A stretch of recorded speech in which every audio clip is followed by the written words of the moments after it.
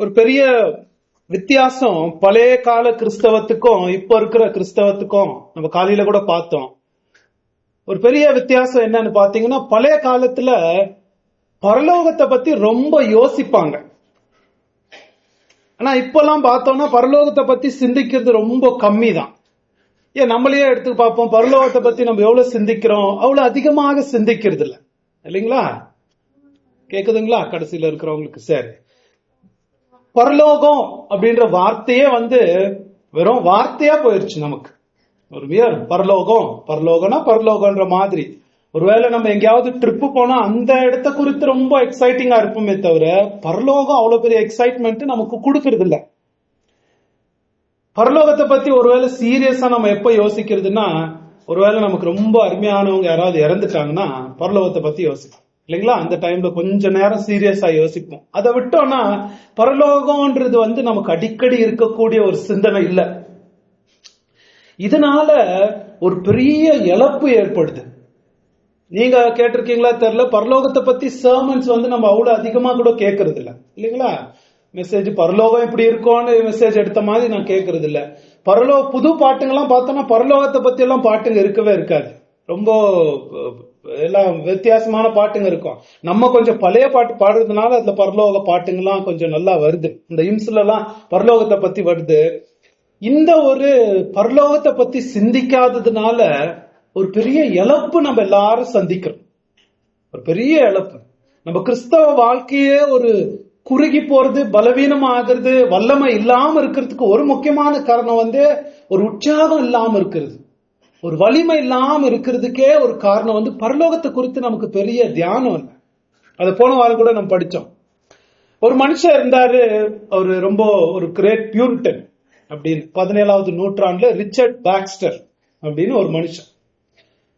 அவர் பயங்கர ஆவிக்குரிய காரியங்களை சாதிச்ச மனுஷன். ஸ்பிரிச்சுவல் ப்ரொடக்டிவிட்டின்னு, ஸ்பிரிச்சுவல் ப்ரொடக்டிவிட்டினா ஆவிக்குரிய விதத்துல ரொம்ப கனி கொடுத்த ஒரு மனுஷன். எப்படின்னு பாத்தீங்கன்னா, அவருக்கு 40 வயசு இருக்கும்போது அந்த கிண்டர் மினிஸ்டர்னு ஒரு பெரிய பட்டணத்தையே இயேசு பக்கம் மாத்திட்டார்.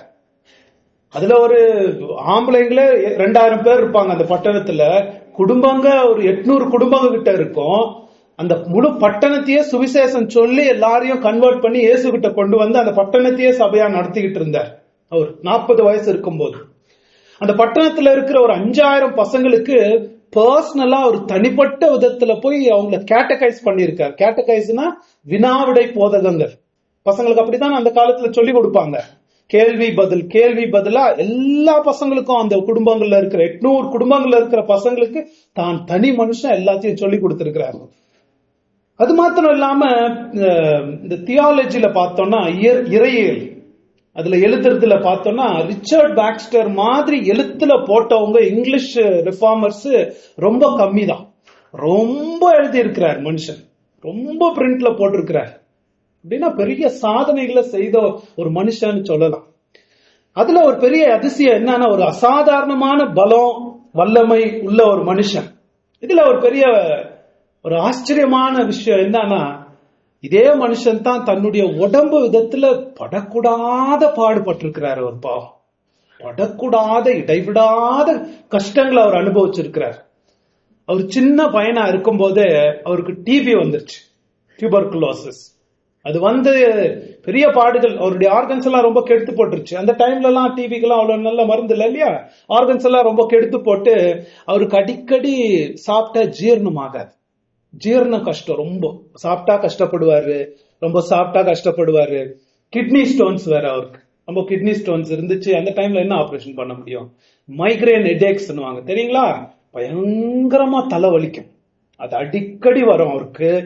இன்னும் பல்லு வலி நிறைய வரும். அடிக்கடி அவர் காலு கை ஊதிக்கும், ஸ்வெல் ஆயிடும்.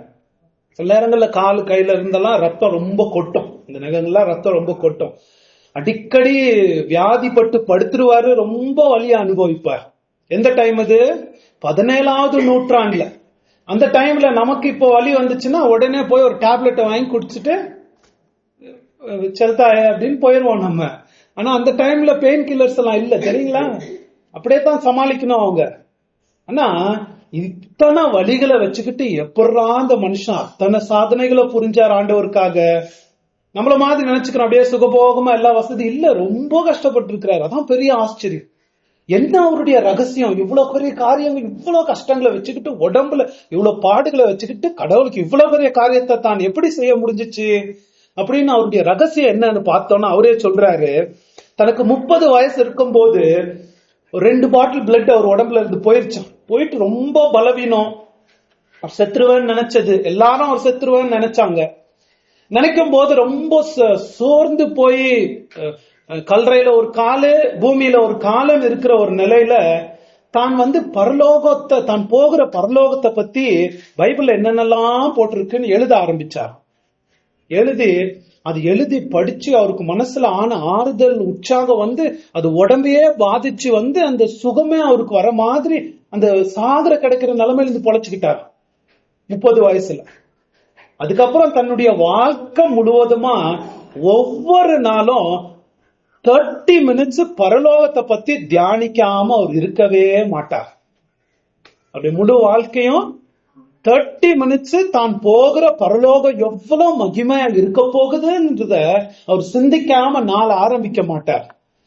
அவரே சொல்றது, அவருடைய பெரிய வாழ்க்கை கனி, அவர் பெரிய சாதனைகளை புரிந்ததுக்கு மிகப்பெரிய காரணம் பரலோகத்தை குறித்து அவருக்கு இருந்த தியானம், எண்ணம் தான். அதனால பரலோகம்ன்றத சிந்திக்கிறது ரொம்ப அவசியங்க. பரலோகம், தேவன் அவருடைய விடாமுயற்சி, அவருடைய வலிமை, ரிச்சர்ட் பாக்ஸ்டருடைய முயற்சிக்கு முக்கியமான காரணம் பரலோகத்தை பத்தி சிந்திக்கிறது. அதை நம்ம நிராகரிச்சோம்னா நம்முடைய ஆவிக்குரிய வாழ்க்கை ரொம்ப அநேக நேரத்துல உலகத்தையே நினைச்சிருந்தோம்னா டல்லா இருக்கும், சோர்ந்து போவோம். ஏன்னா இட்ஸ் ஸ்பிரிச்சுவல் லைஃப் இல்லையா, சோர்ந்து போகும். அவ்வளவு எனர்ஜி, கடவுளுக்கு பெரிய பெரிய காரியங்களை செய்யற எனர்ஜி நமக்கு இருக்காது. பெரிய பெரிய எனர்ஜி காரியங்கள் இருக்காது. ஏன் இந்த காலத்துல யோசிச்சு பாருங்களேன், கிறிஸ்தவங்க ஏன் கடவுளுக்கு பெரிய காரியங்களை செய்யற கிறிஸ்தவங்க ரொம்ப கொஞ்சம் பேரா தான் இருக்கிறாங்க? ஏன் கடவுளுடைய ராஜ்யத்துக்கும் கடவுளுக்கும் தியாகம் செய்யறதுக்கு வருதே ரொம்ப கொஞ்சம் கிறிஸ்தவங்களா தான் இருக்கிறாங்க? ஒரு முக்கியமான காரணம் என்ன? பெரிய வாலிபருங்க கடவுளுக்கு பெரிய பெரிய சாதனையை செய்யாத இருக்கிறதுக்கு ஒரு முக்கியமான காரணம் பரலோகத்தின் வெகுமதி, அதோட மகிமை, வரப்போற மகிமையை குறித்து அவ்வளவு சிந்தனை இல்லாததுனால. ஏன்னா இப்ப இருக்கிற போதகம் எல்லாம் பரலோகத்தை குறித்து சிந்தனை கொடுக்கிற போதகம் இல்ல. கள்ள போதகம் எல்லாம் என்ன பண்ணுது, பரலோகத்தையே இங்க கொண்டு வர முயற்சியில தான் எல்லாம் இறங்கி இருக்கிறாங்க. அற்புதங்கள், ஆசீர்வாதங்கள், நன்மைகள் போது பரலோகத்தினால, அந்த சிந்தனைனால, அந்த தியானத்தினால வரக்கூடிய அந்த வல்லமை, அந்த மோட்டிவேஷன், அந்த வலிமைய கட் பண்ணி விட்டுருக்காங்க. கட் பண்ணி விட்டதுனால பெரிய காரியங்கள் கடவுளுக்காக சாதிக்கிற மனிதர்கள் பாக்குறதே அரிதா இருக்குது. எல்லாம் இந்த உலகத்துல கட்டிக்கணும், இந்த உலகம் தான் பரலோகம், உலகத்துல எல்லா ஆசீர்வாதம் அப்படின்றது கிறிஸ்தவர்களுக்கு மாறி இருக்கிறதுனால. கடவுளுக்கு பெரிய பெரிய காரியங்கள்லாம் செஞ்ச மனுஷருங்க பார்த்தோம்னா பைபிள்ல ஒரு பட்டியல் போட்டு ஒரு மனுஷங்களை பத்தி சொல்லுது. அந்த எங்க போட்டிருக்கு தெரியுங்களா? கடவுளுக்கு பெரிய காரியங்கள் செய்த மனிதர்கள் லிஸ்ட் வந்துகிட்டே இருக்கும்.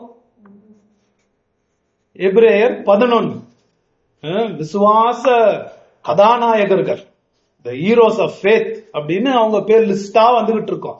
அதுல பாருங்களேன், அவங்க எல்லாம் ஆபிரகாம் ஏன் அவ்வளவு பெரிய காரியத்தை செஞ்சாரு? ஏன் மோசே அவ்வளவு பெரிய காரியத்தை செஞ்சாரு? அவங்களுக்கு என்ன அவ்வளவு பெரிய காரியங்களை செய்ய வச்சுச்சு பாருங்களேன். எபிரேயர் 11 பாருங்க, ஆபிரகாம் எடுத்துக்குவோம், 8வது வசனம் படிங்க.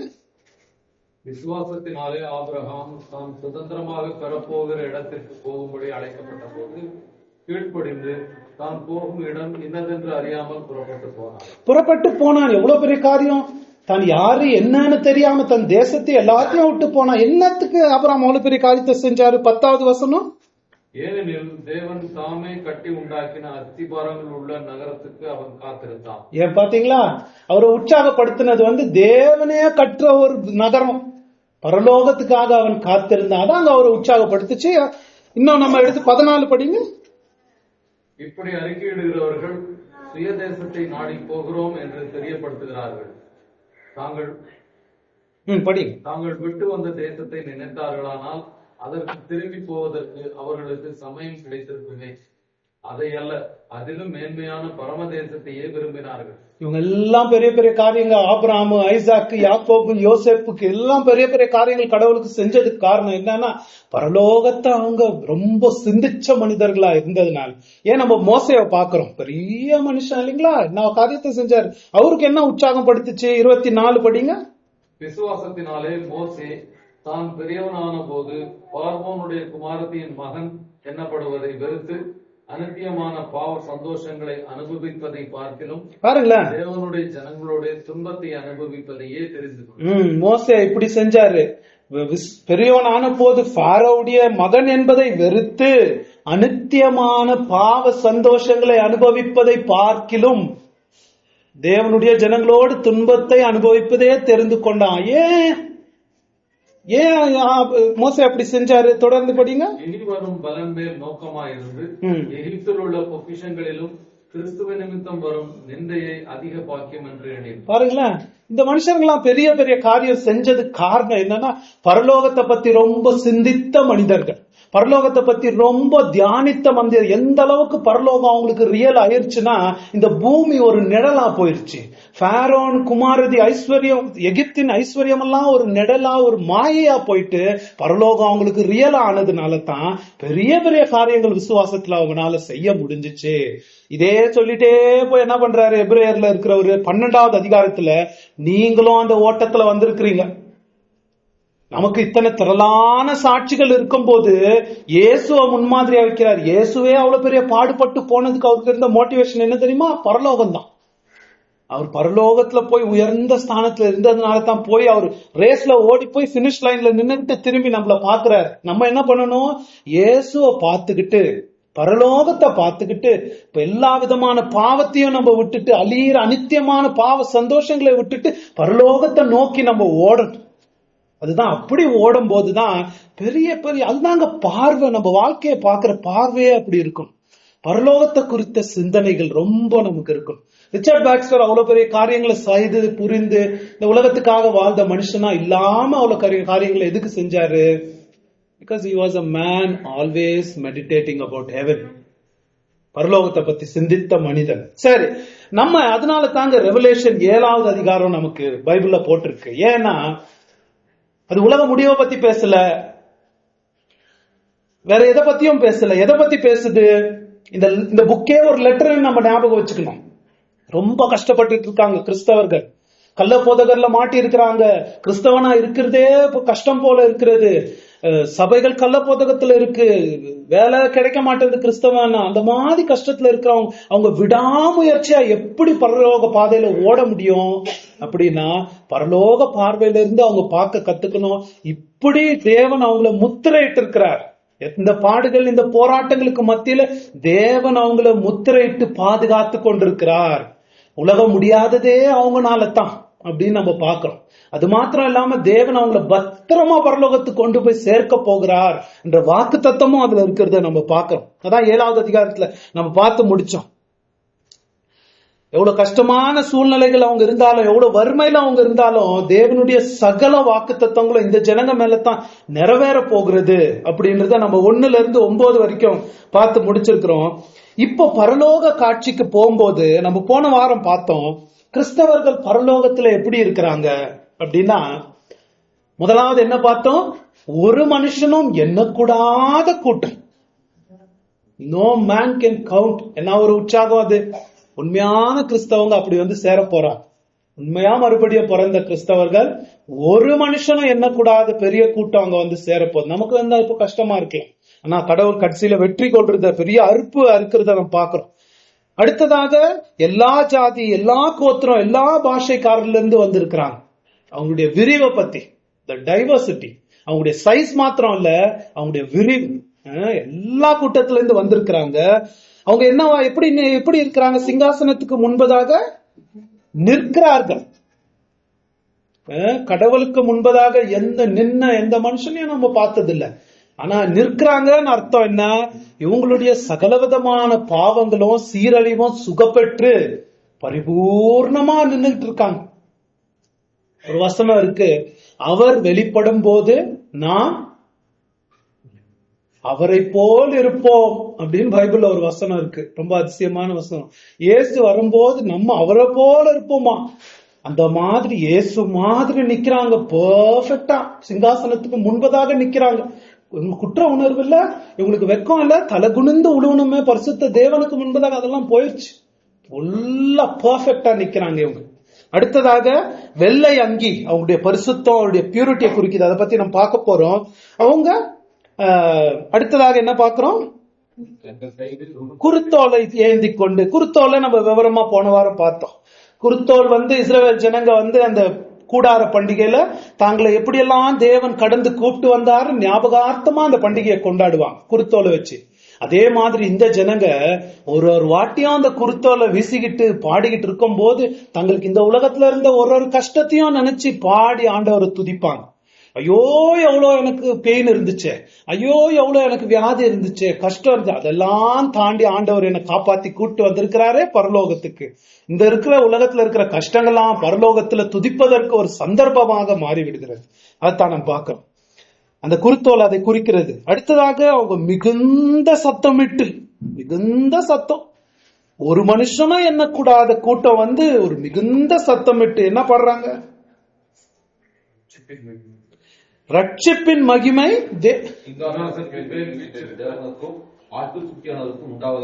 ரட்சிப்பின் மகிமை கடவுளுக்கும் உண்டாவதாக, ஆட்டுக்குட்டிக்கும் அவங்களுக்கும் உண்டாவதாக அப்படின்னு அவங்க அந்த மாதிரி சந்தோஷத்துல ஆனந்தத்துல இன்னுமே எந்த குறையும் இல்லாம பரலோகத்துல பாடும்போது அவங்க கயாமையான்னு ஒரு கத்திக்கிட்டு இல்ல பாருங்களேன், ரொம்ப உணர்ச்சி இருந்திருக்கும்.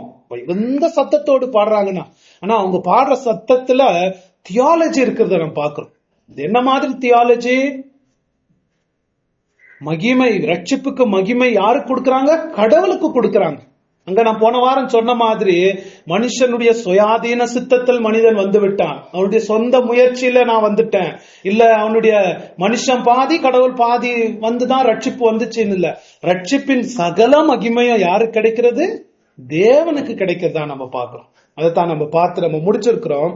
இங்க பாருங்களேன், எந்த அந்த முட்டாள்தனமான ஆர்மேனிசம் சிந்தனைகளும் அங்க இல்ல. பரலோகத்துல அது பியூரா தெரியுது.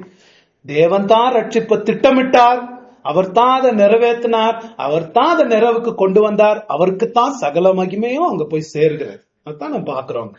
சரி, எந்த மகிமையும் மனுஷனுக்கு இல்ல. நம்ம இன்னைக்கு தொடர்ந்து படிக்கணும்.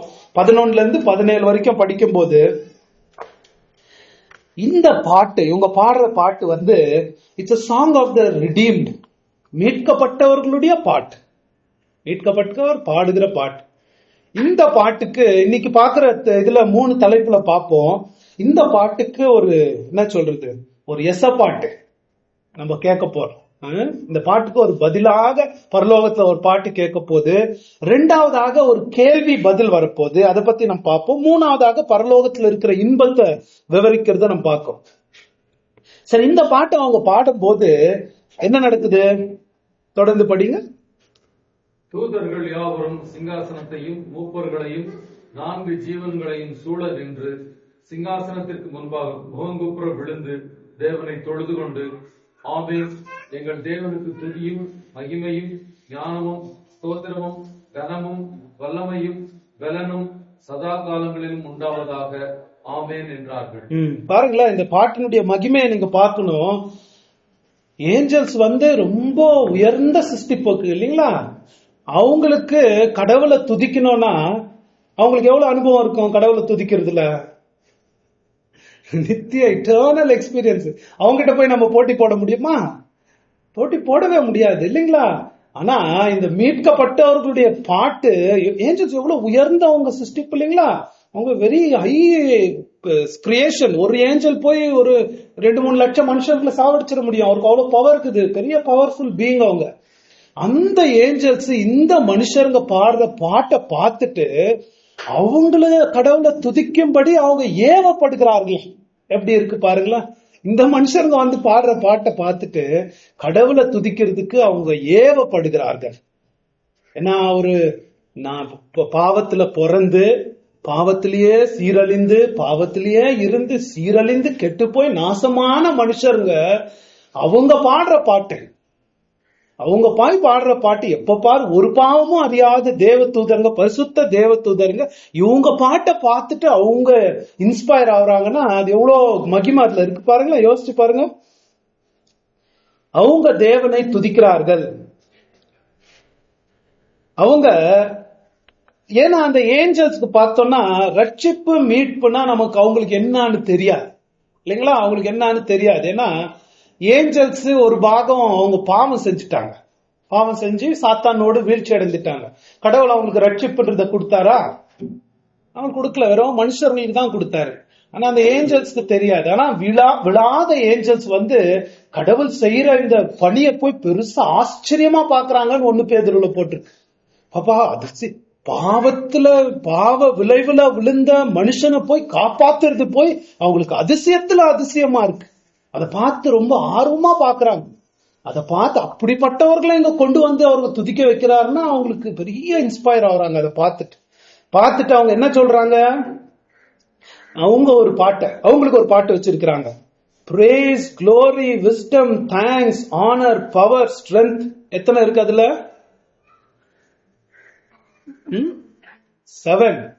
7 கடவுளுடைய 7 குணாதிசயங்களை பரிபூர்ண பாட்டாக அவங்க கடவுளை துதிக்கிறாங்க.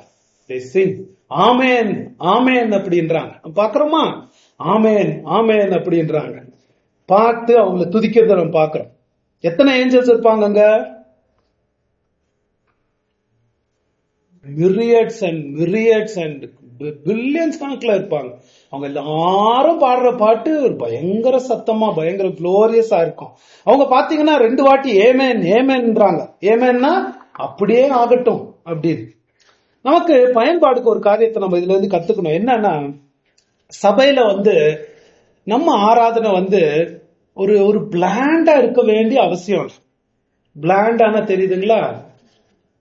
உப்பு சப்பு இல்லாம ஆராதனை நடத்தணும்ன்ற அவசியம் நமக்கு இல்ல. அப்படி செய்ய வேண்டியது இல்ல. நம்ம ஆராதனையில குயோமுயோன்னு கூச்சல் போடாகிட்டியோ, ஆனா பொதுவாவே பேப்டிஸ்ட் சர்ச்சுகளை பார்த்தோம்னா பரலோகத்துல நடக்கிற மாதிரி நம்ம ஆராதனை நடத்தலாம். சில பேர் ஆண்டவரை துதிக்கிறாங்க இல்ல ஜெபம் பண்றாங்கன்னா அதுக்கு ரெஸ்பான்ஸா நம்ம ஆமேன் அப்படின்னு எந்த நேரத்திலையும் சொல்லலாம். ஒரு காரியத்தை நம்ம உணர்றோம், அவர் பேசுறது நம்ம மனசுக்கு தொடர மாதிரி இருக்கு, நமக்கு எதிரொலிக்குதுன்னா ஆமேன்னு சத்தமா நம்ம சொல்லலாம். அது ஒரு பெரிய இதா இருக்கும். ஏன் மெசேஜ் எடுக்கும் போதும் நம்ம ஒரு சத்தியம் நம்ம மனசை எதிரொலிக்குது, நம்ம ஆத்மாவை எதிரொலிக்குதுன்னா ஆமேன் அப்படின்னு நம்ம சொல்லுவாங்க சபைகள்ல. அதை பத்தி தப்பே இல்லை. அது ஒரு பிளாண்டா அது சொல்றது ரொம்ப நன்மை கூட. ஆமேன் அப்படின்றது அது சொல்றது ஆமா அப்படியே இருக்கு. ஆண்டவருடைய சத்தியத்தை 1 கொரிந்தியர்ல போட்டிருக்கு, அப்படி நீங்க சொல்லலாம்னு போட்டிருக்கு. ஆமேன் அப்படின்னு சொல்றது ரொம்ப நல்லது. அது நல்லது. நமக்கு நல்லது பர்சனலா. ஏன்னா நம்ம ஊரெல்லாம் சிந்திச்சுக்கிட்டு இருப்போம் மெசேஜ் போற நேரத்துல இல்லைங்களா? திடீர்னு அது கவனிச்சு ஒரு நல்ல சத்தியம் இருந்துச்சுன்னா ஆமேன்னு சொல்லப்போ நமக்கும் ஒரு கான்சென்ட்ரேஷன் ஏடா நமக்கு மாறுது. அது ரொம்ப உதவியா இருக்கும். இன்னும் பக்கத்துல இருக்கிறவங்க யாராவது ரொம்ப தூங்கிட்டு இருந்தாங்கன்னா, கவனம் இல்லாம மெசேஜ் கேட்டுக்கிட்டு இருந்தாங்க, முக்கியமான சத்தியம் அவர் சொல்லிட்டு இருக்காரு, இவர் தூங்கிட்டு இருக்காரு அப்படின்னும் போது நமக்கு அதை உணர்ந்து ஆமேன்னு சொல்லும் போது அவருக்கு என்ன ஃபீலிங் ஆகுது? தூங்கிட்டு இருந்தவரு ஐயோ நம்ம ஏதோ மிஸ் பண்ணிட்டோம் போல இருக்கு, ஏதோ முக்கியமா அவர் சொல்லி இருக்கிற எல்லாமே பிளாண்டா நம்ம இருந்தோம்னா எவ்வளோ முக்கியமான மெசேஜ் பேசிடுவோம். தூங்குறவங்க தூங்கிட்டு போயிருவாங்க. அப்படின்னு நம்ம இருக்கக்கூடாது. அது நமக்கு இட்ஸ் அ வர்ஷிப்ஃபுல் ரெஸ்பான்ஸ். ஆராதனையின் பதில் பரலோகத்திலே சொல்றது. இவங்க பாடுறாங்க, அவங்க ஆமேன்னு சொல்றாங்க, அவங்க பாடுறாங்க, இவங்க ஆமேன்னு சொல்லி பாடுறாங்க. அது நல்லது. பரலோக ஒரு ஆண்டவர் அது விரும்புறாரு பாருங்க. ஆண்டவர் அதை ஏற்றுக்கொள்றாரு. அது நமக்கு ஒரு நல்லா யூஸ்ஃபுல்லா இருக்கும். அப்படி நம்ம பண்ணணும்.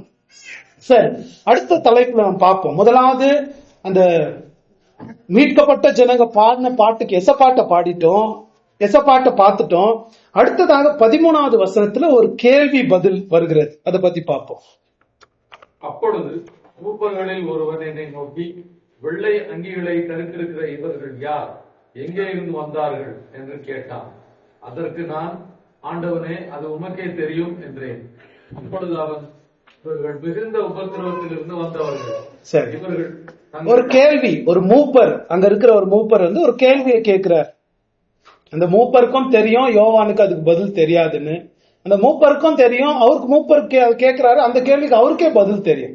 ஏன் அவர் கேள்வி கேட்கிறாரு அப்படின்னா, இந்த அடையாள மொழி அபாக்கலிப்டிக் லாங்குவேஜ்ல ஒரு முறை கேள்வி பதில் மூலமா சில டீச்சிங் கொடுக்கறது. நம்ம கேட்டகிசம்ல பாக்குறோம் இல்லைங்களா, ஒரு கேள்வி கேட்டதுனால அந்த கேள்வியின் அழுத்தம் நம்மள சிந்திச்சு வச்சு அதுக்கு ஒரு டீச்சிங் கொடுக்கற மாதிரி ஜானுக்கு அங்க கேட்டகைஸ் பண்ணிட்டு இருக்காரு. அவர் அந்த மூப்பர் என்ன கேட்கிறாரு, இந்த திரளான ஜனங்க அவருடைய கவனம் எதுல போகுது, எதை கவனிக்க சொல்றாரு? வெள்ளை அங்கி தரித்த, குருத்தோலெல்லாம் விட்டுட்டாரு, நின்றுகிட்டு இருக்கிறதெல்லாம் விட்டுட்டாரு. அவருடைய கவனம் ஒரே விஷயத்துல தான் போகுது. இந்த வெள்ளை அங்கி தரித்த இந்த திரளான கூட்டம் யார், எங்க இருந்து வந்தாங்க, இவங்க யாரு, இவங்க எங்க இருந்து வந்தாங்க? 2 கேள்வி கேட்கிறாரு. யோவான் என்ன சொல்லுவாரு, பாவம் அவரே திணறிட்டு போய் நின்றுட்டு இருக்காருங்க. சாமியே உங்களுக்கு தான் தெரியும், நீங்க தானே இங்க இருந்தீங்க, உங்களுக்கு தான் தெரியும், நீர் அறிவீர் அப்படின்னா அவர் அதுக்கு பதில் சொல்றாரு. படிங்க அதுக்கு பதில். அப்பொழுது அவன், இவர்கள் மிகுந்த உபத்திரவத்திலிருந்து வந்தவர்கள். முதலாவது மிகுந்த உபத்திரவத்திலிருந்து வந்தவர்கள். இவர்கள் தங்கள் அங்கிகளை ஆட்டுக்குட்டியானவருடைய ரத்தத்திலே தோய்த்து வெளுத்தவர்கள். 2 காரியம். இவர்கள் எங்க இருந்து வந்தவர்கள், இவர்கள் யார்? 2 கேள்வி. இவர்கள் எங்க இருந்து வந்தவங்க? மிகுந்த உபத்திரவத்திலிருந்து வந்தவங்க. 2வது, இவர்கள் யார்? ஆட்டுக்குட்டியானுடைய ரத்தத்தினால் இவர்களுடைய அங்கேயே வெளுத்தவர்கள் அப்படின்னு நம்ம பார்க்கிறோம். முதலாவது மிகுந்த உபத்திரவம், அதை பத்தி நம்ம பார்ப்போம். மிகுந்த உபத்திரவம்னா என்ன? இவங்க ஒரு உபத்திரவமான காலத்துல விடாமுயற்சியா இயேசு கிட்ட வந்திருக்கிறாங்க, இயேசுக்கு உண்மையா இருந்திருக்கிறாங்க. இது என்ன மிகுந்த உபத்திரவம் அப்படின்னா, நம்ம ஃபியூச்சரிஸ்ட் இதுக்கு ஒரு விளக்கம் வச்சிருக்கிறாங்க. அதாவது கடைசி காலத்துல 3.5 வருஷம் ஒரு உபத்திரவ காலம், அதுக்கப்புறம் மிகுந்த உபத்திரவ காலம் வரப்போகுது அப்படின்னு ஒரு விளக்கம் கொடுக்கறாங்க. அதுல இருந்து வந்தவங்க இவங்க அப்படின்னு. ஆனா இருக்கலாம் கடைசி காலத்துல அப்படி பெரிய உபத்திரம் வரலாம், நமக்கு இல்லன்னு நம்ம சொல்றதுக்கு இல்ல. ஆனா அதை பத்தி இங்க சொல்லல.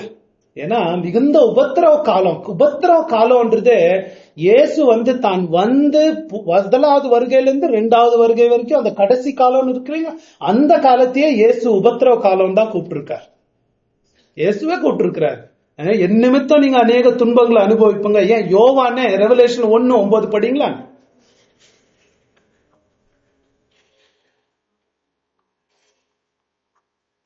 உங்கள் சகோதரனும் இயேசு கிறிஸ்துவின் நிமித்தம் வருகிற உபத்திரவத்திற்கும் அவருடைய ராஜ்யத்திற்கும் அவருடைய பொறுமைக்கும்.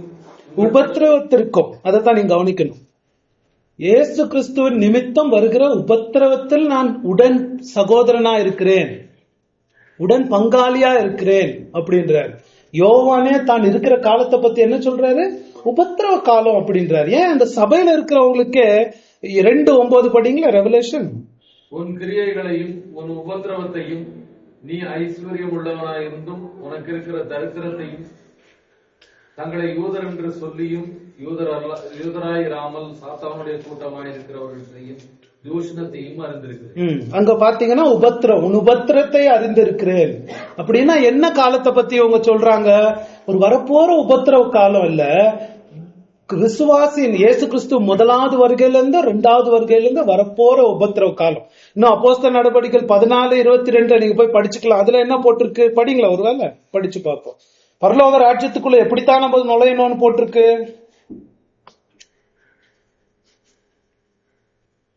சீஷருடைய மனதை திடப்படுத்தி விசுவாசத்திலே நிலைத்திருக்கும்படி அவர்களுக்கு புத்தி சொல்லி, நாம் அநேக உபத்திரவங்களின் வழியாய் தேவனுடைய ராஜ்யத்தில் பிரவேசிக்க வேண்டும் என்று சொன்னார். புரியுதுங்களா? எப்படி பரலோகத்துக்கு போகணும்?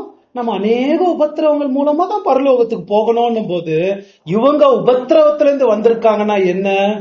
இந்த உலகத்துல இயேசுக்காக வாழ்ந்து வருகிற துன்பங்கள் கஷ்டங்களை அனுபவித்து வந்திருக்கிறாங்கன்னு தான் அர்த்தம். புரியுதுங்களா? அந்த உபத்திரவம் அந்த பாக்குறோம். அந்த உபத்திரவத்துல தேவன் அவங்களை காத்து பரலோகத்துக்கு கூட்டு வந்திருக்கிறாருன்னு பாக்குறோம். அப்புறம் அவங்களுடைய வெள்ளை அங்கின்னு பாக்குறோம். வெள்ளை அங்கி எப்படி அந்த வெள்ளை அங்கி ஆச்சு? ரத்தத்தினால். அது பாருங்களேன் எவ்வளவு வினோதமா இருக்குது. ஒரு வெள்ளை அங்கிய போய் ரத்தத்துல தோய்த்தோம்னா என்ன ஆகும்? ரெட் அங்கியா மாறிடாது இல்லைங்களா? ரெட் அங்கியா மாறிடும். ஆனா இந்த ரத்தம் என்ன பண்ணிருக்கு? வெள்ளையா அதை மாத்திருக்கு. அது ஒரு அடையாள மொழி, ஒரு சிம்பாலிக் லாங்குவேஜ். அங்கேன்னு நம்ம பழைய ஏற்பாடுல பார்க்கும்போது ஒரு ஆத்மா நிலை, ஒரு ஆத்மீக நிலை. ஏன்னா பழைய ஏற்பாடுலயும் உங்க வஸ்திரங்களை கழுவி, நான் வரப்போகிற உங்களுடைய வஸ்திரங்களை நீங்க கழுவிட்டு வாங்க, தோய்த்துட்டு வாங்க அப்படின்னா, அந்த பாவகரமான தீட்டு எல்லாத்தையும் கழுவிட்டு வரணும்ன்றதுக்கு தான் ஒரு அடையாளமா அதுல போட்டிருக்கிறது. ஏன்னா தேவனிடத்துல ஐக்கியம் பெறணும், தேவனிடத்துல நம்ம போய் சேரணும் போது, அவரிடத்துல ஐக்கியம் இருக்கணும் போது பாவத்தை எல்லாம் சுத்தப்படுத்திட்டு தான், பாவத்தை எல்லாம் கழுவிட்டு தான் நம்ம அங்க வரணும். இவங்க அப்படி வந்திருக்காங்க. ஓலியா தங்களை இந்த சுத்தப்படுத்திக்கிட்டது யார் பண்ணிருக்கிறது? இயேசு பண்ணிருக்காரு நான் போட்டிருக்கு, இல்ல அவங்க அப்பா அம்மா பண்ணிருக்காங்க நான் போட்டிருக்கு. யார் போட்டிருக்கு படிங்க. அவர் அவங்களுடைய அங்கி அவங்களே தோய்த்து வெளுத்தவர்கள். புரியுதுங்களா? அப்படின்னா என்ன குறிக்குதுன்னா, இது இயேசுடைய பரிபூர்ண நீதியை இது குறிக்கல. இயேசு நமக்கு நீதியை கொடுக்கிறாரு, பிதாக்கு முன்பதாக இருக்கிறது. ஆனா இது என்ன குறிக்குது? அவங்களுடைய பரிசுத்தமாக்குதலை பத்தி குறிக்குது. இவங்க தங்களுடைய சொந்த கேரக்டர்ல அந்த அளவுக்கு பரிசுத்தமா வளர்ந்து அவங்க வந்திருக்கிறாங்கன்றத குறிக்குது. அதான் நம்ம கவனிக்கணும். பாருங்களேன், ஏன்னா இயேசுடைய பரிசுத்த அவருடைய நீதியான உடைமைக்கு அதை போய் ஏங்க கழுவணும்? அதை கழுவ வேண்டிய அவசியம் இல்லை இல்லையா? அது பரிபூர்ணமா நமக்கு கொடுத்திருக்கிறாரு. ஆனா இவங்க பத்தி என்ன பேசுனா, இவங்க கேரக்டரை பத்தி பேசுது. அதை யோசிச்சு பாருங்களேன். அவங்க கேரக்டர், அவங்களுடைய பரிசுத்தமாக்குதல்ல அவங்க வளர்ந்து இயேசு கிறிஸ்துவின் ரத்தத்தினால் சகல விதமான பாவங்களையும் கழுவப்பட்டு சுத்தமா அங்க நின்று இருக்கிறாங்க. பெர்ஃபெக்டா அங்க நின்று இருக்கிறாங்க. அவ்வளவு அளவுக்கு பியூரிஃபை ஆகிருக்கிறாங்க, பரிசுத்தத்துல அவங்க வளர்ந்து இருக்கிறாங்க. அதனால தான் அவர் சொல்றாரு பாருங்களேன், அவங்க வெள்ளை அங்கி அவங்க விழுத்ததுனால் எப்படி வருது தமிழ்ல? இவர்கள் தங்கள் அங்கிகளை ஆட்டுக்குட்டியானவருடைய ரத்தத்திலே தோய்த்து வெளுத்தவர்கள். அப்புறம் ஆனபடினால் இங்கிலீஷ்ல பாத்தீங்கன்னா therefore. அப்படின்னா பரலோகத்துக்கு போறவங்க யாரு அப்படின்னா பாருங்களேன், இதுதான் ஒரே ஒரு கண்டிஷன் இதுல போட்டிருக்கு. என்ன கண்டிஷன்? தங்களுடைய அங்கியை ஆட்டுக்குட்டியானவருடைய ரத்தத்தினால் வெளுத்தவர்கள், தங்களுடைய ஆத்துமாவை சகல விதமான பாவ கரையிலிருந்து சுத்தப்படுத்திக்கிட்டு பரிசுத்தமாக்கப்பட்டவர்கள். அதுதான் அங்க போட்டிருக்கு, வெளுத்தவர்கள் அதான் போட்டிருக்காங்க. பாருங்களேன், அவங்க ஆசாரியர்களாக தேவனுக்கு ராஜாக்களாக தேவன் முன்பதாக நிக்க போறாங்க. அதனால வெளுத்த அங்கியாக அவங்க வராங்க. ஆனா இவங்க இப்படி இருக்கல. இப்படி இருந்தா கழுவ வேண்டிய அவசியமே இல்லை. இவங்க பிறக்கும் போதே இயற்கையா ஒரு பயங்கர பாவத்துல பிறந்திருக்கிறாங்க. சொல்ல போனா அதுக்கு உதாரணம் சொல்ல போனா ஒரு மோசமான உதாரணம், ஒரு பயங்கர சாக்கடையில ஒரு பன்னி இருக்குதுன்னு வச்சுக்கோ. பயங்கர சாக்கடையில இருக்குது. அதை கழுவுனா எவ்வளவு ஈஸியா அது கழுவுறது. இவ்வளவு கழுவுனாலும் அது சிலதுக்கு வாசனை போகாதுன்னு ரொம்ப ஸ்மெல் அடிக்கும். அந்த மாதிரி பயங்கரமான பாவத்துல, பயங்கரமான பாவ தீட்டுல இவங்க இருந்தாங்க. ஆனா அந்த ஆட்டுக்குட்டியானவருடைய ரத்தத்தை பயன்படுத்தி பரிசுத்தமாக்கி இவங்க வந்துட்டாங்க. அதுதான் அங்க சொல்லப்படுது, பரிசுத்தமாக்கி வந்துட்டாங்க.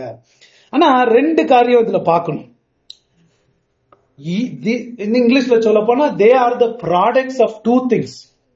இவங்க இந்த அளவுக்கு வந்திருக்கிறதுக்கு காரணம் ரெண்டு காரணமா சொல்றாரு. ஒண்ணு அவங்களுடைய அங்கியை வெளுத்து வந்தார்கள். ரெண்டாவது உபத்திரவத்தின் மூலமா வந்திருக்கிறாங்க.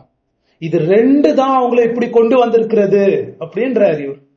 உபத்திரவமும் அந்த ரத்தமும், அந்த ரத்தம் அந்த அங்கியை கழுவி அங்க வந்திருக்கிறதா பாக்குறோம். ஏன் அப்படின்னு பார்த்தோம்னா, இது ரெண்டு காம்பினேஷன், ஒரு கெமிக்கல் காம்பினேஷன் வாங்க, இது ரெண்டு போட்டா தான் அது வரும்ன்ற மாதிரி இந்த ரெண்டு போட்டதுனால தான் இப்படிப்பட்ட ப்ராடக்ட் வந்திருக்கு.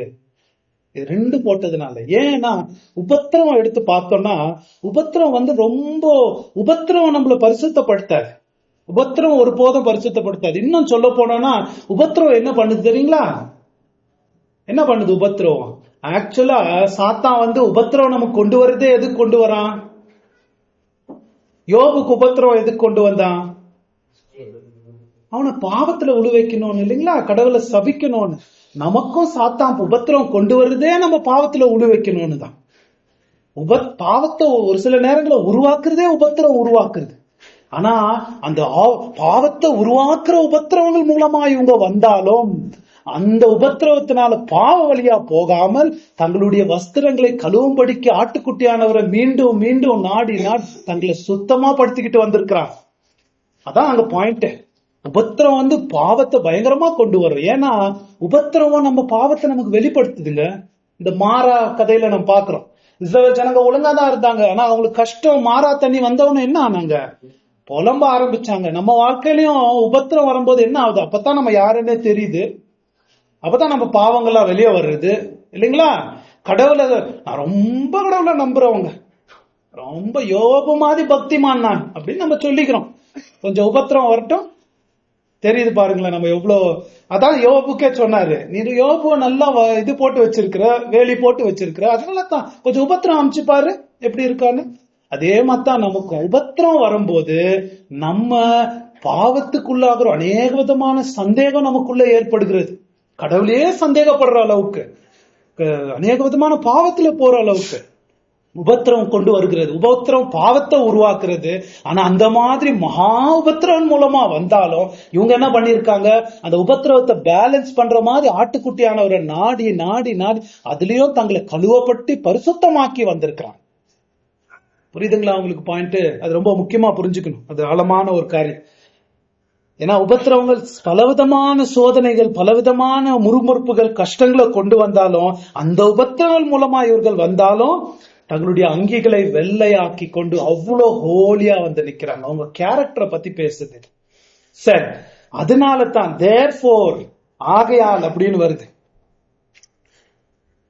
அப்படித்தானே வருது, ஆனபடியினால். அதனால தான் இவங்க பரலோகத்துல நிக்கிறாங்க. நிக்கும் போது அவங்களுக்கு பரலோகத்துல இருக்கிற இன்பத்தை பத்தி அவர் விவரிக்கிறார்.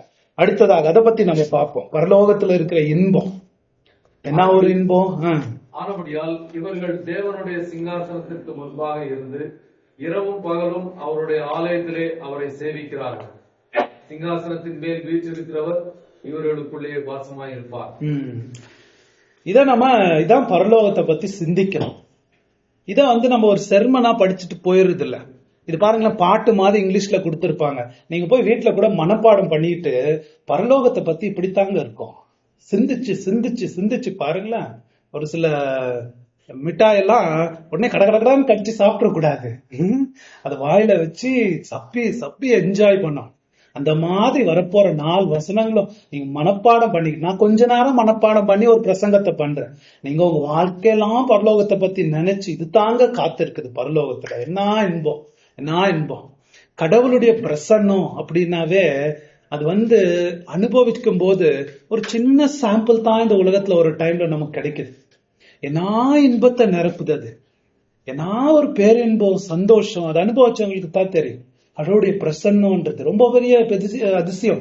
பல ஏற்பாடுல எல்லா மனுஷருங்க ஏங்குனது அதற்காகத்தான். கடவுளுடைய பிரசன்னம்.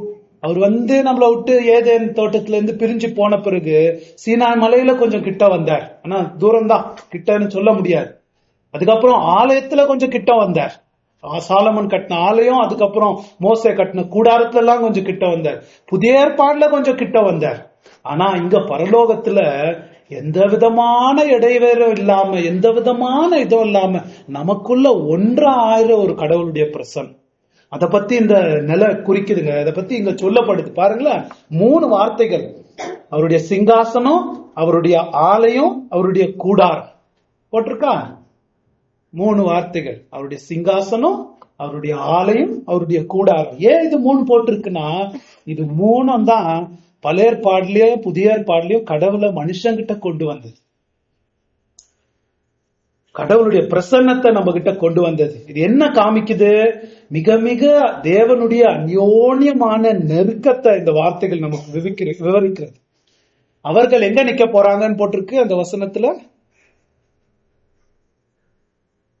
சிங்காசனத்தின் மேல் ஆனா- வீற்றிருக்கிறவர் இவர்களுக்குள்ளே வாசமாய் ஆனபடியால் அவர்கள் தேவனுடைய சிங்காசனத்திற்கு முன்பாக இருந்து, யோசிச்சு பாருங்க, ஹெவன்ல இதை தாங்க பார்த்து மெய்மறந்து போகணும். பரலோகத்துல சிங்காசனத்துக்கு முன்பதாக நிக்கிறாங்க. யோசிச்சு பாருங்க, முகமுகமான ஐக்கியம், தரிசனம் கடவுள்கிட்ட. அத ஒரு பாட்டுல, அந்த பாட்டுல இன்ப இயேசு ராஜாவை நான் பார்த்தால் போதும் அப்படின்ற மாதிரி, பார்த்தா போதும், ஒரு வாட்டி அவரை பார்த்தா போதும். முகமுகமா இவங்க நிக்கிறாங்க கடவுளை பார்த்துக்கிட்டு. அதோட இன்பம் எவ்வளவு பெருசா இருக்கும். ஒருத்தரை பார்த்து அப்படியே மெய்மறந்து மெச்சத்துக்கிட்டு அவங்கள அப்படியே இன்பமா நம்ம என்ஜாய் பண்றோம் இல்லைங்களா? அது மாதிரி நம்ம நினைச்சிட கூடாது எங்கேயோ ஒரு பார்லிமெண்ட்ல எதையோ ஒரு ஸ்டேஜ்ல ஒருத்தர் உட்காரிச்சுட்டு அப்படியே பார்த்துக்கிட்டு இருக்கிற மாதிரி இல்ல. இது அப்படியே அவர்ல நம்ம அகமகிழ்ந்து, நம்மள அவர் அகமகிழ்ந்து, அவர் இருக்க வேண்டிய இடத்துல நம்ம தான் அவர் அங்க தூக்கி வச்சு அவர் கொஞ்சிற மாதிரி, அவர் ஆராதிக்கிற மாதிரி, ஒரு வித்தியாசமான சிங்காசனத்துக்கு முன்பதாக இருப்பது. அப்படியே ஆனபடினால் இவர்கள் தேவனுடைய சிங்காசனத்துக்கு முன்பாக இருந்து, சிங்காசனத்துக்கு முன்பதாக இருந்துன்னா தேவனோடு மிக மிக அந்யோன்ய அருகாமையில முகமுகமான ஐக்கியத்தை அவங்க அனுபவிச்சுக்கிட்டு இருக்கிறாங்க. Intimate fellowship with God. அதை நம்ம காமிக்கப்படுது. அடுத்ததாக என்ன பார்க்கிறோம்?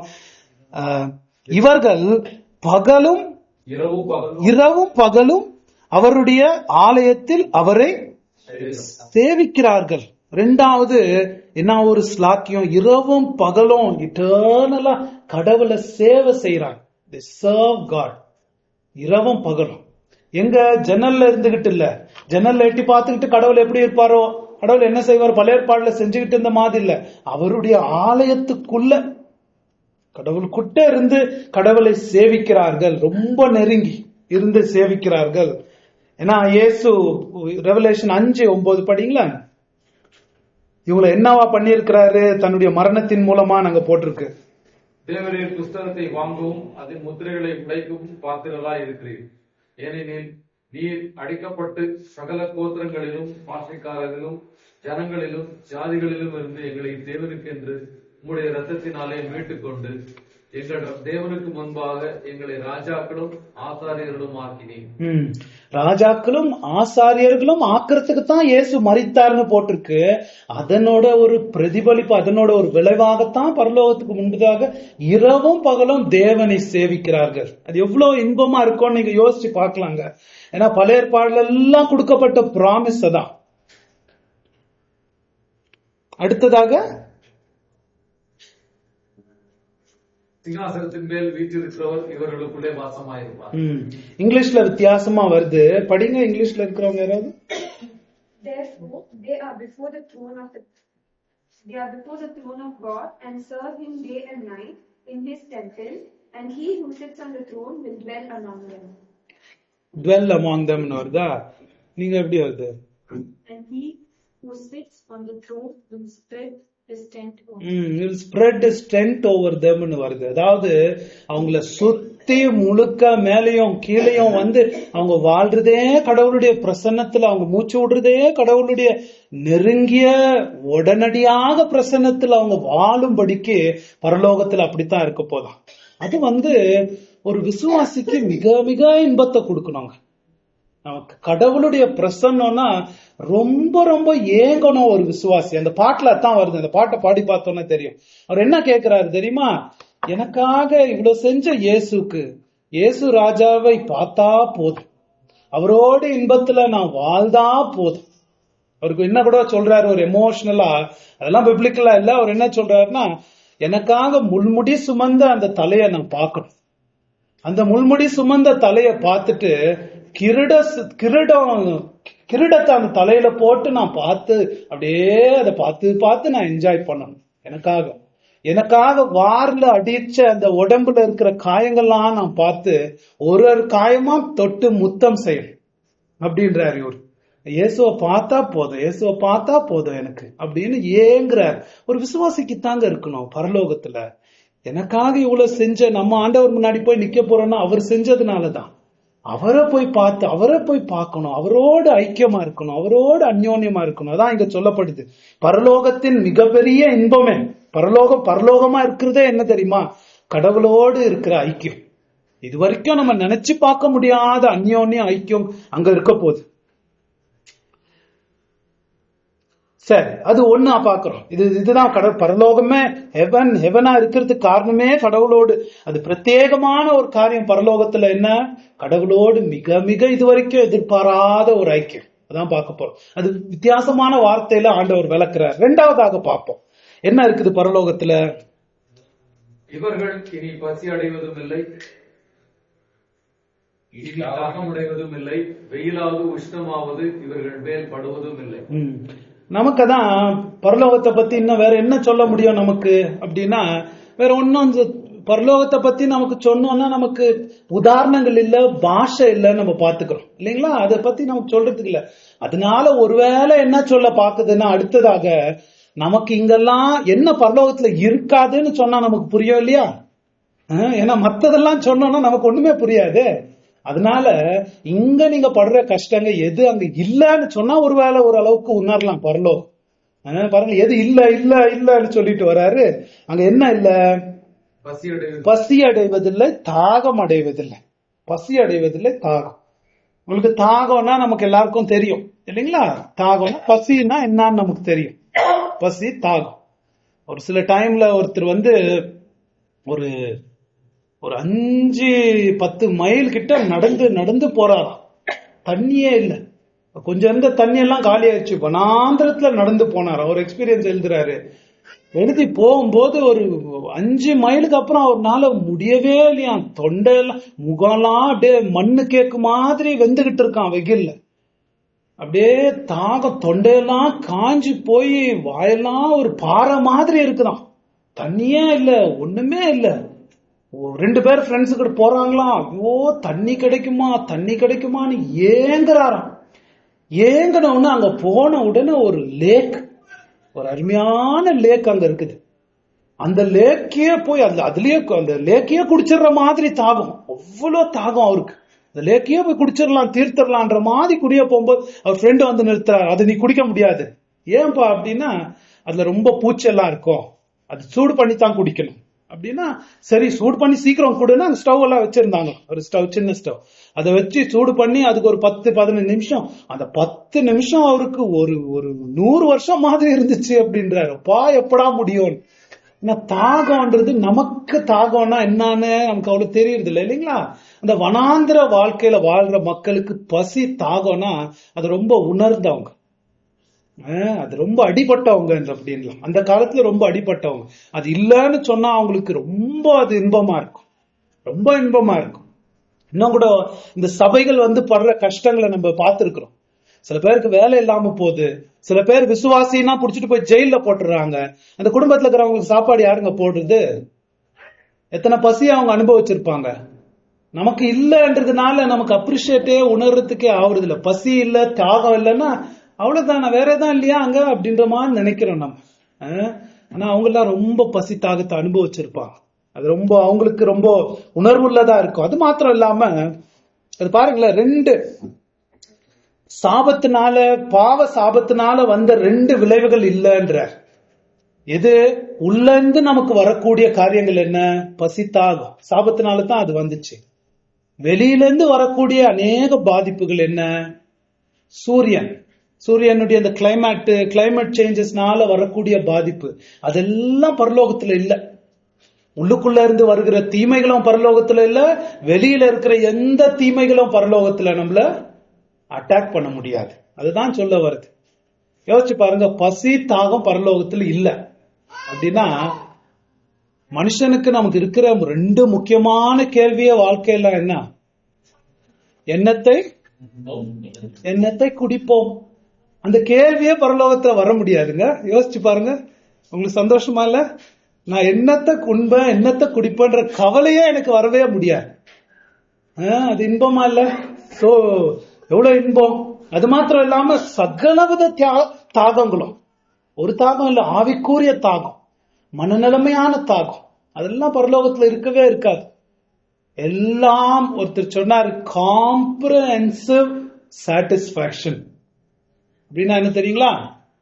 எல்லாம் உள்ளடக்கிய திருப்தி பரலோகத்துல இருக்கும். எல்லாம் உள்ளடக்கிய திருப்தி. உதாரணத்துக்கு இந்த உலகத்துல ஒரு தாகம் நமக்கு என்ன இருக்கு? ஐஸ்வர்யத்தின் மேல ஒரு தாகம் இருக்கு இல்லைங்களா? சொல்லாம இருக்கலாம், ஆனா நமக்கு எல்லாருக்கும் தாகம் இருக்கு. நமக்கு நல்லா வசதி இருந்து ஒரு வீடு பெருசிய தோட்டம் அதெல்லாம் இருந்துச்சுன்னா நல்லா தான் இருக்கு. தாகம் ஐஸ்வர்யம். ஆனா ஐஸ்வர்ய தாகம் தனியதே இல்லை மனுஷனுக்கு இல்லைங்களா? எவ்வளவு இருந்தாலும் பத்துறது இல்ல. இன்னும் வேணும், இன்னும் வேணும், இன்னும் வேணும்.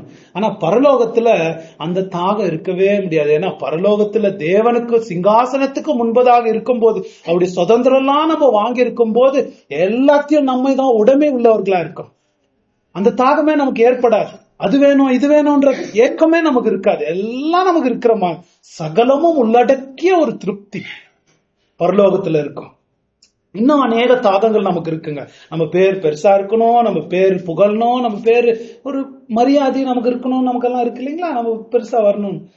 ராஜாக்களமாக ஆசாரியர்களாக நம்ம நிக்கும் போது நமக்கு இன்னும் பெருசா இருக்கணும்லாம் பரலோகத்துல நமக்கு இருக்காது. நான் பெருசா வரணும், என் பேர் நமக்கு போற கிருதத்தையே எடுத்து ஆண்டவர் பாதத்துல வைக்கிற அளவுக்கு திருப்தி நமக்கு இருக்கும் அங்க பரலோகத்துல. தாகம் இருக்காது. இன்னும் தாகம் என்ன? அன்பு தாகம் இல்லைங்களா? நம்ம எல்லாருக்கும் இருக்கு. என் மனைவி என்ன இன்னும் கொஞ்சம் நேசிச்சா நல்லா இருக்குமே, என் புருஷன் என்ன இன்னும் கொஞ்சம் நேசிச்சான்னு நல்லா இருக்குமே, நம்ம அப்பா அம்மா நம்மள இன்னும் கொஞ்சம் அன்பு காமிச்சா நல்லா இருக்குமே. அன்பின் தாகத்துக்கு ஏங்குறோம் இந்த உலகத்துல இல்லைங்களா? பரலோகத்துல ஆட்டுக்குட்டியானவர் பிதா எந்த குறையும் வராதபடிக்கு, எந்த தாகமும் இல்லாதபடிக்கு பாத்துக்குவார். அங்க ஹெவன் எல்லாம் உள்ளடக்கிய திருப்தி அங்கத்தான் கிடைக்க போகுது, இங்கெல்லாம் கிடைக்க போறது இல்லை. இன்னும் ஆவிக்குரிய தாகம், நீதியின் மேல் பசி தாகம் உள்ளவர்கள் பாக்கியவான்கள் அப்படின்னு ஆண்டவர் சொல்லி இருக்கிறார். யோசிச்சு பாருங்களேன், நமக்கு இந்த உலகத்துல எவ்வளோ நமக்கு வருத்தப்படுறோம். ஐயோ நான் பரிசுத்தமா இல்லையே, ஐயோ இந்த பாவத்தை உடனுமே, ஐயோ நான் இன்னும் ஓலியா வளரணுமேலாம் இருக்கு. இன்னும் ஓலியா வளரணும்ன்ற ஆசையே பரலோகத்துல இருக்க முடியாது. ஏன்னா உச்சகட்ட பரிசுத்தத்தை நம்ம அடைஞ்சிருப்போம். அதெல்லாம் நினைச்சோன்னா எனக்கெல்லாம் வாய் ஊறுது. உங்களுக்கு எப்படி இருக்கும்? உச்சகட்ட பரிசுத்தம். இன்னுமே பாவத்தை பத்தி நான் வருத்தப்பட வேண்டியதே இல்லை. என்னில எந்த சீரழிவின் தீட்டம் இருக்கவே முடியாது. ஒரு தப்பான எண்ணமே வர முடியாது. அதெல்லாம் வாய் ஊர்னங்க. நீதியின் மேல் பசி தாகம் இருக்கிறவர்கள் சகல விதமான தாகத்தையும் தேவன் அங்க தணிக்கிறார். சரி, அவர்கள் இன்னும் பசி அடைய போறதில்ல, தாகம் அடைய போறதில்ல. வெயிலாகிலும் என்ன வருது? உஷ்ணமாவது, வெயிலாவது உஷ்ணமாவது இவர்கள் மேல் படுவதும். வெளியில இருக்கிற எந்த காரியமும் நம்மள பாதிக்காது. கிளைமேட் சேஞ்சஸ் எவ்வளவு பாதிக்குது. இப்போ வெளியில இருக்கிற உலகம் நம்மள எவ்வளவு வாட்டுது, பிசாசு நம்மள எவ்வளவு வாட்டுது. அந்த வெளியில இருக்கிற எந்த காரியமும் சரி, உள்ள இருக்கிற எந்த காரியமும் சரி நம்மள ஒன்னும் பண்ண முடியாது. அதாங்க பரலோகம். இதெல்லாம் யோசிச்சு பார்த்து நம்ம அகமகிழணும். சரி, அடுத்ததா கடைசியாக பார்ப்போம். சிங்காசனத்தின் மத்தியில் இருக்கிற ஆட்டுக்குட்டியானவரே இவர்களை மேய்த்து இவர்களை ஜீவ தண்ணீர் உள்ள ஊற்றுகள் அன்றைக்கு நடத்துவார். தேவன் தாமே இவர்களுடைய கண்ணீர் யாவையும் துடைப்பார். யோசிச்சு பாருங்களேன், சிங்காசனத்தின் மத்தியில் இருக்கிற ஆட்டுக்குட்டியானவரே இவர்களை மேய்த்து, he will be the shepherd ன்னு வருது. இந்த வார்த்தைகள் எப்படி மிக்ஸ் பண்ணி ஒரு பாரடாக்சிக்கலா போட்டிருக்கு நீங்க பாக்கலாம். இவர் ஆட்டுக்குட்டியா, இவர் ஒரு மேய்ப்பனா? ஒரு ஆட்டுக்குட்டி போய் எப்படிங்க மேய்ப்பனா மாற முடியும்? பாருங்களேன், ஒரு ஆட்டுக்குட்டி போய் இவங்களை மேய்க்குமா? ஆட்டு போய் எப்படி மேய்க்க முடியும்? அதான் ஒரு அதிசயமான கலர்ஃபுல் லாங்குவேஜ். அதெல்லாம் கற்பனை பண்ணி பார்க்கணும். Colourful language. இவர் ஆட்டுக்குட்டி, ஏன் இவர்களுக்காக மரித்து பாவபலியா மரித்த ஆட்டுக்குட்டியா இருக்கிறாரு. அவர் மரித்து இவர்களை மேய்ப்பனா இருந்து மேய்க்கிறார்.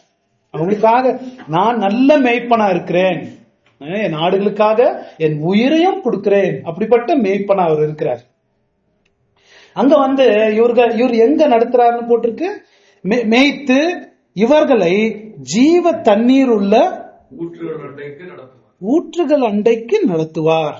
யோசிச்சு பாருங்க, கடவுளுடைய சிங்காசனத்துக்கு முன்பதாக இருக்கிறோம். கடவுளுடைய ஆலயத்துல இரவும் பகலுமா அவரை சேவிக்கிறோம்.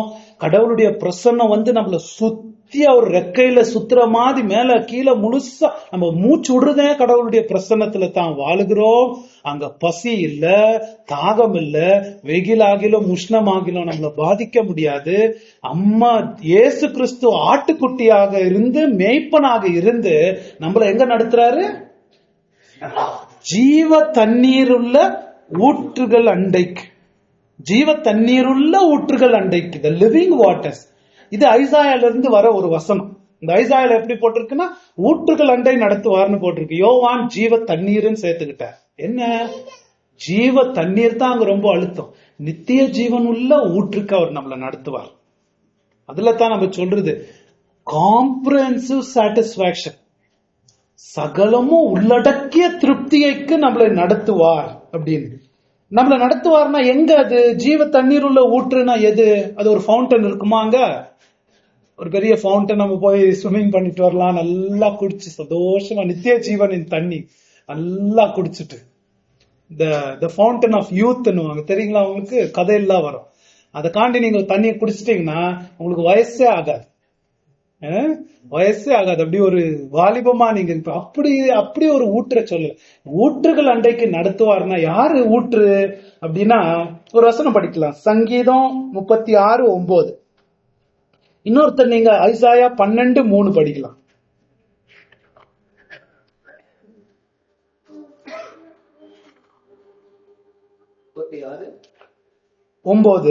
Isaiah 12:3.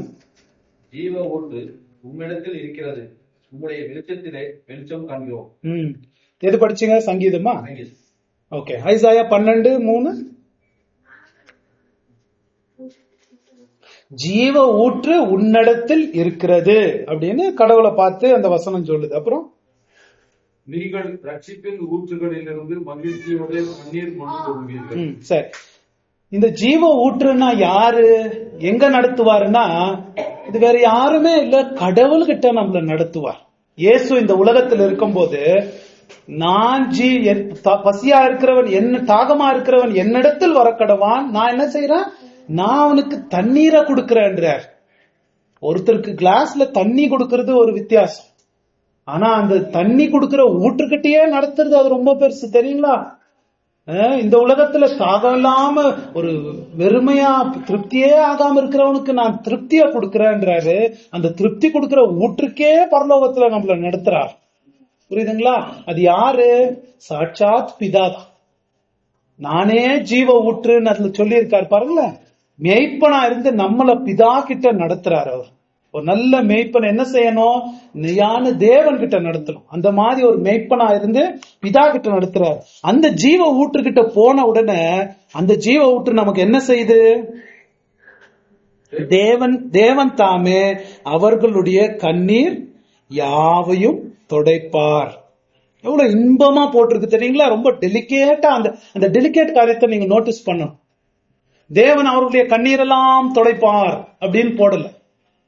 God will wipe away every tear. அப்படின்னா என்ன தெரியுமா? எல்லா கண்ணீரும் துடைச்சிருவாருல்ல, ஒரு கண்ணீரையும் அவர் துடைப்பாருன்னு அர்த்தம். புரியுதுங்களா? மிக அந்யோன்யமாக உனக்கு இருக்கிற நம்ம எதுக்கெல்லாம் கண்ணீர் விடுறோம், அது ஒரு கண்ணீரையும் அவர் துடைப்பார். இதாங்க பரலோகம். எவ்ரி டியர், ஆல் டியர்ஸ்னு ஒரு பொதுவா போட்டு விட்டுருல. எனக்கு இந்த உலகத்துல நான் எதுக்கெல்லாம் கண்ணீர் விடுறேன், எதுக்கெல்லாம் அழுது இருக்கிறேன், அதை எல்லாத்தையும் ஆண்டவர் தொடைப்பார்.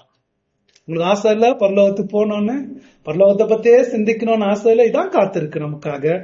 He will wipe away every tear. இந்த உலகத்துல சாபத்தினால வருகிற எவ்வளவு உடம்புல எவ்வளவோ வலியை அனுபவிக்கிறோம், எவ்வளவு அழுகுறோம். நமக்கெல்லாம் அட்ராக்டிவா அது இருக்கக்கூடாது, எவ்வளவு அழுகுறோம், உடம்பு கஷ்டம். இன்னும் வயசாக அந்த வலி இந்த வலின்னு வரும்போது பிராத்து கை உடைச்சு எவ்வளவு அழுதுருக்குமோ, ரொம்ப வலியே தாங்காது அந்த புள்ள. அந்த கை வலி அதெல்லாம் எவ்வளவு அழுகுறோம். வலி நமக்கு உடம்பு எவ்வளவு வலிய கொடுக்குது, எவ்வளவு உலகத்துல உறவுகள் எவ்வளவு வலிய கொடுக்குது, பாவம் எவ்வளவு வலிய கொடுக்குது. எல்லாத்தையும் அவர் துடைப்பார். பாருங்களேன், இதாங்க இந்த ஒரு பரிபூர்ண சந்தோஷம், the bliss of heaven, நித்திய சந்தோஷம், சகலமும் உள்ளடக்கிய திருப்தி. இதான் பரலோகம், இதான் பரலோகம். இன்னும் ஒரே ஒரு காரியம் நான் இங்க வர்றதுக்கு முன்னாடி யோசிச்சுக்கிட்டு இருந்தேன். பரலோகத்துல நம்ம எப்படி அழுவாம இருப்போம்? நான் என்ன கேட்டோம்னா, நான் ரொம்ப அழுவேன். ஏன்னா நினைச்சு அழுவணும்னு தோணும். ஏன்னா 2-3 காரணங்களை சொல்றேன், யோசிச்சு பாருங்களேன். அழுவாம என்னால இருக்கவே முடியாதுங்க. ஏன்னா என்னுடைய பாவங்களை நினைச்சு நான் அழுவ மாட்டேன்? இந்த தேவனுக்கு இவ்வளவு நன்மை செஞ்ச தேவனுக்கு விரோதமா எப்படி பாவம் செய்ய முடிஞ்சுச்சு என்னால? நினைச்சு இவ்வளவு நல்ல பரலோகத்தை எனக்கு கொண்டு வந்திருக்கிறாரு, இவருக்கு விரோதமா எவ்வளவு பயங்கரமான பாவம் செஞ்சிருக்கேன்னு அழுது தீர்க்க மாட்டோம். நம்ம நிச்சயமா அழுவோம், ஆனா அழுவ மாட்டேன்றார். அழுவ மாட்டான் எப்படி எனக்கு தெரியல, அழுவ மாட்டேன்றார். இன்னும் நம்ம நினைச்சு அழுது பார்க்கலாம். எவ்வளவு காரியத்தை இந்த தேவனுக்கு நம்ம செய்யாம வந்திருக்கிறோமே, எவ்வளவு சந்தர்ப்பங்களை நம்ம இழந்து வந்திருக்கிறோமே, நம்ம நினைச்சு அழுவ மாட்டோம். அதனால நினைச்சு அழுவத்தான் செய்வோம். இந்த தேவனுக்கு விரோதமா எவ்வளவு காரியம் நம்ம செய்யாம வந்திருக்கிறோமே, எவ்வளவு பாவங்கள் இவருக்கு விரோதமா செஞ்சிருக்கிறோமே நினைச்சு அழுவோம், ஆனா அழுவ மாட்டோம்ன்ற. இன்னும் உலக காரியத்தை நினைச்சு அழுவோம். யாராவது உலகத்துல ரட்சிக்கப்படல, உலகத்துல அப்படி இருந்தாங்க, ஆனா அழுகையே இருக்காது. நோ டியர்ஸ், அழுவ விடவே மாட்டார். அவருடைய ப்ராமிஸ் தாங்க ஹெவன். இத நினைச்சா தான் இந்த பூமியில நம்ம அர்த்தமுள்ள வாழ்க்கையா வாழ முடியும். இத நினைச்சா தான் ஆண்டவருக்கு பெரிய பெரிய காரியங்களை செய்து முடியும். தேவன் நம்மளை எப்ப பாரு பரலோக சிந்தனை உள்ளவர்களா மாத்துட்டோம். பரலோக காரியத்தை எப்ப பாரு தியானிப்போம். இதுதான் நமக்கு காத்திருக்கிறது. இவ்வளவு பெரிய காரியத்தை தேவன் நமக்கு வச்சிருக்கிறார். அங்கதான் நம்ம பிதா இருக்கிறாரு, அங்கதான் நம்ம இயேசு இருக்கிறாரு. நம்மள இந்த உலகத்திலேயே ரொம்ப நேசிச்சவங்க, நம்ம இந்த உலகத்திலேயே ரொம்ப கரிசனம் காட்டினவங்க 2 பேர் அங்கத்தான் இருக்கிறாங்க. அவங்க இருக்கிற இடம் தான் நம்ம மனசு இருக்கும். நம்ம சுதந்திரம் அங்கத்தான் இருக்கு. இந்த எதிர்காலம் நமக்கு காத்திருக்கிறது. இது உண்மை, தேவனுடைய தவறலைக்காத வார்த்தை. இதை நம்பி இதுக்காக வாழும். மோசே வாழ்ந்த மாதிரி, ஆபிரகாம் வாழ்ந்த மாதிரி, அப்பதாங்க பெரிய பெரிய காரியங்கள் தேவனால் செய்ய முடியும். உங்களுக்கு தெரியல, எனக்கு நான் என்னுடைய சிந்தனையை மாத்திட்டு வரேன். பரலோகத்தை பத்தி போன வாரம் எல்லாம் ரொம்ப சிந்திச்சதுனால ரொம்ப உற்சாகமா இருந்தேன் தெரியுமா. ரொம்ப சந்தோஷம். சின்ன உலக காரியம்லாம் அவ்வளவு பெருசா தோணும். யாராவது ஒரு அவமானமா பேசிடுறாங்க, அதெல்லாம் ரொம்ப பெருசா தோண மாட்டேங்க. பரலோக வாசினா அங்க நான் இருக்கும்போது இங்க நான் என்னை பத்தி என்ன பேசிட்டு போனேன் அப்படின்ற மாதிரி தான் அது ரொம்ப என்கரேஜிங்கா இருக்கும். பரலோகத்தை பத்தி சிந்திச்சு அந்த பரலோக பாட்டுங்களை நம்ம பாடும்போது ரொம்ப என்கரேஜிங்கா அந்த உலகத்தை வாழ முடியும். சரி, அப்படி வாழ தேவன் நம்ம கத்துக் கொடுக்கிட்டோம். ஜெபம் செய்ய